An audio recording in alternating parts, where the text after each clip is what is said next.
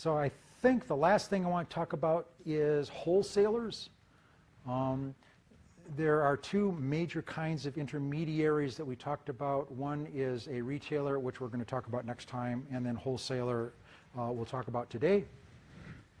And these are firms that handle the flow of product from producer to retailer, but not to the end consumer. In business to business, the term distributor is used for businesses that serve that similar function, is holding inventory between the producer and the manufacturer.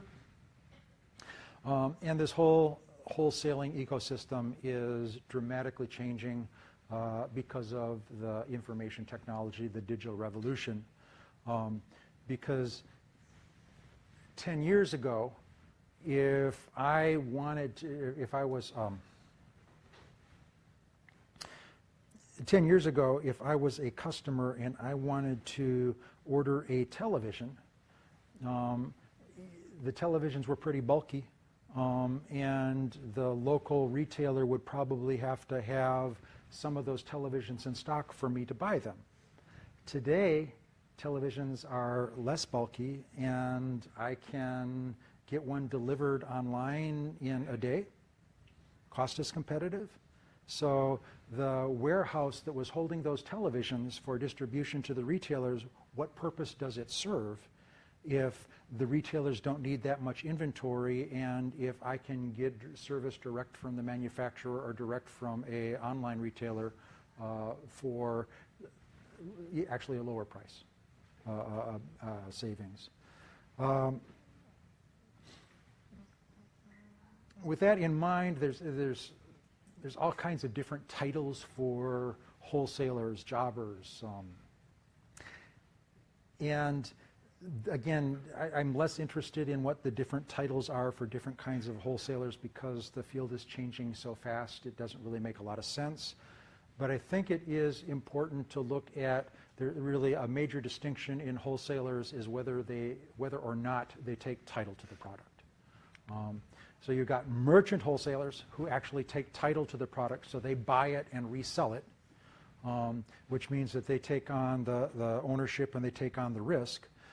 And there's a couple of kinds of merchant wholesalers. There's a full-service wholesaler, which basically acts as a inventory management company for a retailer. When I was in Toledo, I had a relationship with a local drugstore, and the local drugstore had a relationship with a full-service wholesaler.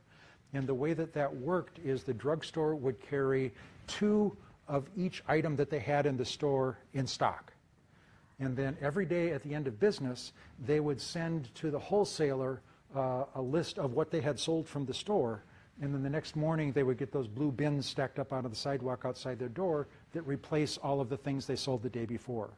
So the idea is that from the retailer's standpoint, I only have to hold 2 of each in inventory, and my full-service wholesaler manages the rest of that for me, and because the full-service wholesaler is serving other retailers, they can do that cost-effectively.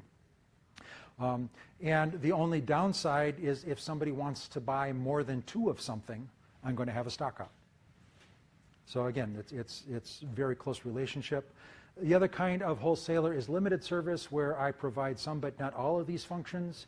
You may be familiar with Costco, which is a limited service retailer. Their primary customer is businesses. If you buy a business membership, you can get in early. They don't deliver. It's cash and carry. You come there and buy it. But again, they have the assortment. Everything's available so that you can get it now and run your business efficiently.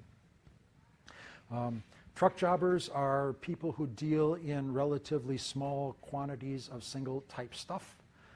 Classic example of a truck jobber would be somebody like Snap-on Tools in the business-to-business world, where they serve mechanical repair shops, automobile repair shops, and it's actually a little store on wheels. They will go to store on store, and do you need replacement tools? Do you need welding rods?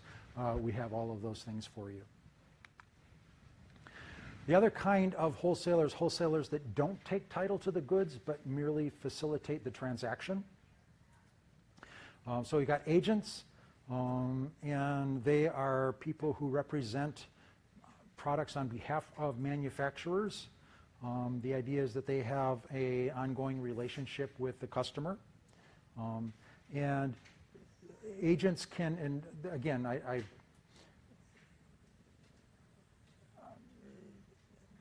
if it walks like a duck and quacks, let's call it a duck, is some agents are owned or are paid by the manufacturer, and some agents are independent reps that don't work for any one manufacturer but may represent several lines.